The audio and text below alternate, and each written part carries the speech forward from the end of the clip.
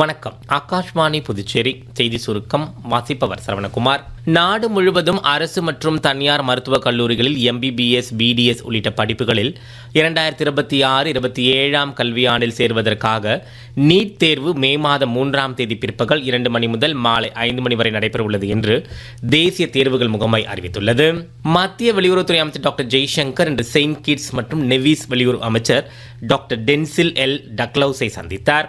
இரு தலைவர்களும் வளர்ச்சி திட்டங்கள், சுகாதார ஒத்துழைப்பு, டிஜிட்டல் திறன்கள் மற்றும் பேரிடர் எதிர்வினைகள் குறித்து விவாதித்ததாக டாக்டர் ஜெய்சங்கர் தமது சமூக ஊடக பதிவில் குறிப்பிட்டுள்ளார். காலணி தொழில் இந்தியாவின் பொருளாதாரத்தின் முதுகெலும்பாகவே விளங்குகிறது என்று மத்திய ஜவுளித்துறை அமைச்சர் திரு கிரிராஜ் சிங் கூறியுள்ளார்.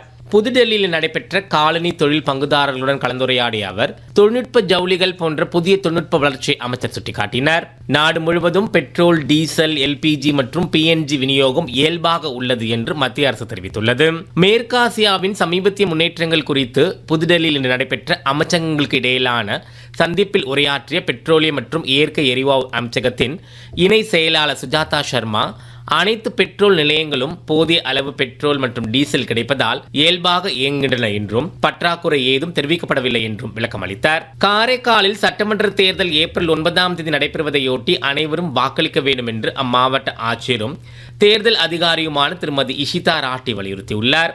இந்திய தேர்தல் ஆணையத்தின் வழிகாட்டுதலின்படி வாக்காளர்கள் எவ்வித சிரமமின்றி வாக்களிக்க அனைத்து வாக்குச்சாவடிகளிலும் குறைந்தபட்ச அடிப்படை வசதிகள் உறுதி செய்யப்பட்டுள்ளதாக தெரிவித்துள்ளார். இத்துடன் செய்தி சுருக்கம் நிறைவு பெறுகிறது.